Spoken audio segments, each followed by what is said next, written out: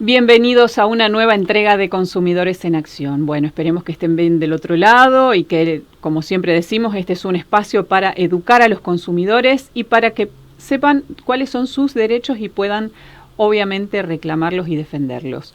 Hoy vamos a hablar de un tema que tiene que ver con las relaciones de consumo y, obviamente, con esta desigualdad que existe entre el consumidor y el proveedor.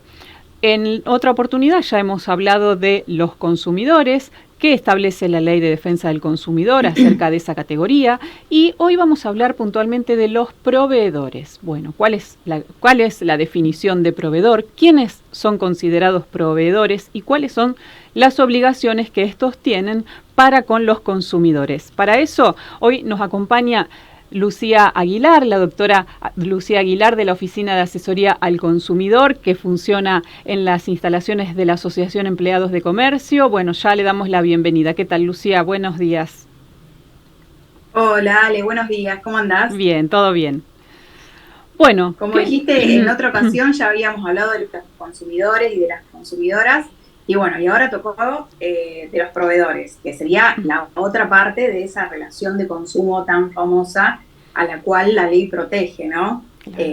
Nosotros tenemos que saber que esa relación de consumo es el vínculo jurídico que existe entre el proveedor y el consumidor o el usuario. O sea, si no hay ese vínculo jurídico, si no hay una relación de consumo, no podemos estar amparados por la Ley de Defensa del Consumidor, ¿sí?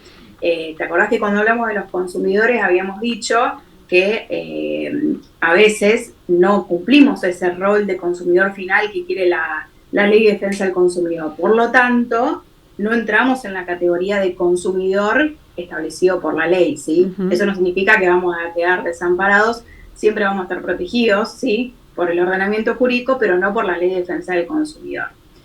Y esa relación de consumo, también lo que tenemos que saber que es importante, que no solo es en el momento, por ejemplo, del hecho de la compra, la adquisición o de firmar el contrato, sino que va a proteger al consumidor o al usuario antes, durante y después de contratar. Porque también después lo protege en el caso de que haya algún daño, ¿sí? O que el proveedor viole alguna disposición de la ley, ¿sí?, que haya una violación a la Ley de Defensa del Consumidor. Entonces, como te digo, tenemos a los consumidores o a los usuarios y del otro lado tenemos a los proveedores. Sí o sí tienen que estar ambas partes, ¿sí?, para que estemos hablando de una relación de consumo, ¿no? Y tanto la Ley de Defensa del Consumidor como el Código Civil y Comercial de la Nación traen una definición de proveedor para que nosotros sepamos bien de quién estamos hablando. ¿Te acordás, Ale, que cuando hablamos en el programa sobre los consumidores, decíamos, bueno, hay personas que son consumidores finales y hay personas que no lo son, que no entran dentro de esa categoría? Con los proveedores nos va a pasar lo mismo, exacto, ¿sí? Hay personas que van a ser proveedores y hay otras que no lo van a ser. Bueno, tanto la ley como el Código Civil y Comercial traen una definición bastante parecida, no es exactamente igual, pero lo importante que nosotros tenemos que saber, ¿sí?, para saber cuándo estamos frente a un proveedor, uh-huh, es que puede ser una persona humana como puede ser una persona jurídica, ¿sí? Entonces, no solamente va a ser una empresa, un local, ¿sí?, un establecimiento, sino que también puede ser una persona humana, ¿no es cierto? Claro. Y eso es importante, ¿sí?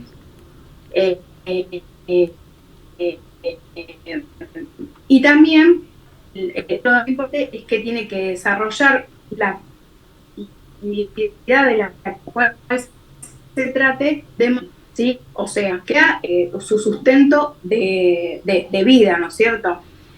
Pero acá nos trae, los dos ordenamientos nos traen algo interesante, que habla de... Perdón, Lucía, pero... Así lo desarrolla de manera ocasional. Lucía, perdón, pero la parte anterior se cortó un poquito internet, así que es como que quedó medio cortado. ¿Lo podrías volver a explicar para que quede claro? Porque salió como medio cortado y como estamos en vivo, bueno, son estos los gajes del oficio. ¿Puede ser? Ahí quedó congelado. Bueno, vamos a ver si podemos retomar. Obviamente, Ale, sí. Sí, ahí estamos. Ahí volvimos. ¿Ahí se me escucha? Ahora sí, ahora sí. Bueno, que decía que tanto en la Ley de Defensa del Consumidor como en el Código Civil y Comercial de la Nación hay una definición de lo que es el proveedor y por más de que no sean iguales, ¿sí? Uh-huh. Y lo que tienen en común las definiciones es que puede tratarse de una persona humana o de una persona jurídica, ¿sí? Uh-huh. Eso lo tenemos que tener en claro porque uno cuando piensa en el proveedor piensa en la empresa, en el establecimiento, ¿sí? En el local, pero podemos estar hablando de únicamente una persona humana. Bien. ¿Sí? Esa persona puede ser pública o privada, ¿sí? Bien. Y el rasgo característico es que tiene que desarrollar la actividad de manera profesional, ¿sí? O sea, que sea su sustento de vida, ¿sí? Bien. Pero acá lo que hay que prestar atención es que tanto la Ley de Defensa del Consumidor como el Código Civil y Comercial de la Nación hablan de que puede desarrollarlo aún ocasionalmente, uh-huh. ¿sí? ¿Y esto qué significa? Te voy a dar un ejemplo. Bien, te voy a dar un ejemplo para que lo entendamos. Sí. Supongamos que estamos hablando de un supermercado, ¿sí? Sí. ¿El supermercado qué hace? Vende productos, uh-huh. Vende bienes, ¿sí? Bueno, imaginemos que ese supermercado hace un sorteo, ¿sí? Sí. Entonces, por más de que el supermercado no se dedique a realizar sorteos, ¿sí? Sí. Por hacer algo ocasionalmente, no va a dejar de ser proveedor. Bien. O sea que si yo como consumidor tengo algún inconveniente con ese sorteo, me va a proteger y me va a amparar la Ley de Defensa del Consumidor. Bien. Porque estoy ante un profesional, ¿sí? Sí. Que es una persona jurídica, ¿sí?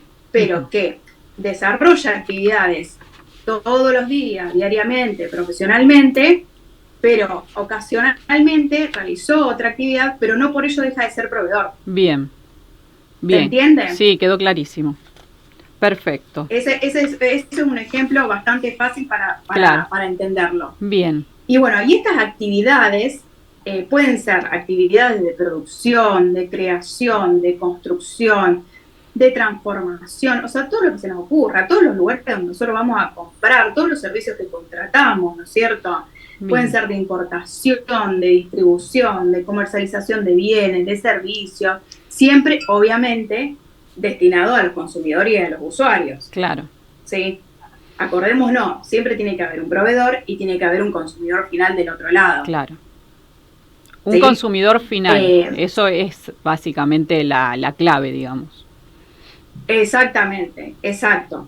Y lo que hay que tener en cuenta, que también nos trae el ordenamiento jurídico, es que va a haber sujetos o sea, personas que nosotros sabemos que son proveedores, por ejemplo, porque ofrecen un determinado servicio, pero lo que nos dice la ley es que no van a estar incluidos como proveedores tal cual lo establece la ley, ¿sí? O sea, van a quedar excluidos, ¿sí? Sí. ¿Cuáles son las actividades? ¿Cuáles son esas personas, ¿no? Que quedan excluidas? Los que quedan excluidos como proveedores, según la Ley de Defensa del Consumidor, van a ser los servicios de las profesiones liberales. ¿Por qué? Acordémonos que acá estamos hablando tanto de adquisición de bienes como de adquisición de servicios, ¿sí? Uh-huh. Entonces, aquellos que ofrezcan servicios profesionales de profesiones liberales, ¿sí? Van a estar excluidos. Pero no solo ese es el requisito. O sea, tiene que ser una profesión liberal que para ejercerla se necesite un título universitario y una matrícula que Bien. sea otorgada por un colegio profesional. Por ejemplo, los abogados. Claro. ¿Sí? Los abogados necesitan un título universitario y una matrícula otorgada por el colegio de abogados. Exacto. ¿Sí? Entonces, ¿por qué? ¿Cuál es la cuestión? ¿Por qué uno se pregunta, pero por qué va a estar excluido el servicio del abogado? ¿Por qué? Porque al ya tener una matrícula y un colegio profesional que, digamos, regula la actividad, ya en ese caso no se necesita, digamos, la ley de defensa del consumidor que regule la actividad de ese servicio. Claro, porque ¿sí? Entonces, en el caso que haya algún inconveniente, el consumidor, o que esté disconforme o algo, el consumidor va a realizar la denuncia directamente o la queja al colegio que corresponda a ese profesional liberal. Exactamente, totalmente, así bien claro como lo dijiste, Ale, totalmente. Pero hay una salvedad. La publicidad que hagan del servicio sí va a estar dentro de la ley de defensa del consumidor. O sea, que yo como consumidora, ¿sí? Tengo algún inconveniente con la publicidad que haga un profesional liberal, ¿sí? De su servicio, sí ahí voy a poder estar amparada por la ley de defensa del consumidor. Bien. Supongamos, algún profesional que realiza una publicidad que es discriminatoria, puede ser tranquilamente. Sí. Entonces, yo como consumidora lo voy a poder denunciar, ¿sí? Bien. Voy a poder denunciar esa publicidad que es discriminatoria. Bien, perfecto. ¿Sí? Perfecto. Entonces, eso hay que tenerlo en cuenta también, que hay sujetos incluidos y hay sujetos excluidos. Bien. Y para cerrar, Ale, y para que quede claro, entonces, nosotros tenemos que saber que existe la relación de consumo. La relación de consumo no existe si no están las dos partes, ¿sí? Bien. Pero ambas partes tienen que cumplir requisitos, ¿sí? El consumidor tiene que ser un consumidor final, ¿sí? No tiene que reingresar los bienes o los servicios al mercado, ¿sí? Claro. Tiene que ser un consumidor final para que lo disfrute él, su familia o su grupo social, ¿sí? Sí. Y el proveedor tiene que ser una persona humana, una persona jurídica, pública o privada, ¿sí? Que ejerce actividad profesionalmente, ¿sí? Y para saber cuáles son los excluidos, son aquellos que ejerzan una profesión liberal, que necesiten un título universitario y una matrícula otorgada por un colegio profesional. Bien.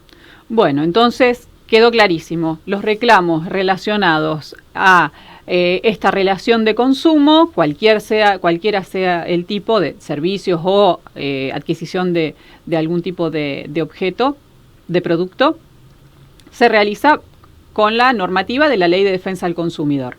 Quedan excluidos de esta ley los profesionales liberales, que tienen sus propios colegios donde las personas pueden ir a hacer los reclamos en caso de alguna cuestión por la cual no estén conformes, y si hay alguna publicidad en relación a estas profesiones liberales que afecte alguno de los derechos de esta ley, sí se puede hacer el reclamo frente a los organismos correspondientes, bueno, obviamente lo que está establecido en la Ley de Defensa del Consumidor. Creo que quedó clarísimo. Exactamente, tal cual. Bueno, Lucía, realmente, bueno, importante, ¿no? Esto de saber cuáles son realmente las funciones de cada uno de estos integrantes de las relaciones de consumo, porque es algo que lo vivimos habitualmente y en muchos casos los derechos se ven vulnerados y, bueno, a lo mejor la gente no lo puede reconocer, pero justamente en este espacio es lo que tratamos de hacer, ¿no? Educar a los consumidores y usuarios para que conozcan sus derechos y puedan hacerlos valer y defenderlos sobre todo. Así que, bueno, Lucía, si no te queda más para agregar. No, está bien, Ale. Muchas gracias, como siempre. Bueno, muchas gracias a vos y bueno, nos volveremos a encontrar en cualquier otro momento. Gracias, Dale. Lucía. Saludos. Bueno, hasta aquí hemos llegado. Esperemos que le haya sido útil esta información. Como siempre, en cuestiones de educación para los consumidores, queremos brindarle todas las herramientas para que puedan hacer valer sus derechos en ese aspecto. Recuerden que para comunicarse con la Oficina de Asesoría al Consumidor, para consultas o reclamos o denuncias, asesoramiento y demás, están allí el equipo de la Oficina de Asesoría al Consumidor en Corrientes 450, en el tercer piso, de martes a jueves, de 9 a 12:30. También lo pueden hacer a través de su correo electrónico unionusuariosyconsumidores@gmail.com. En su página de Facebook también pueden comunicarse a través de allí, de la página, a la Unión Rosario, y también pueden hacer consultas por WhatsApp al 3417-547-010.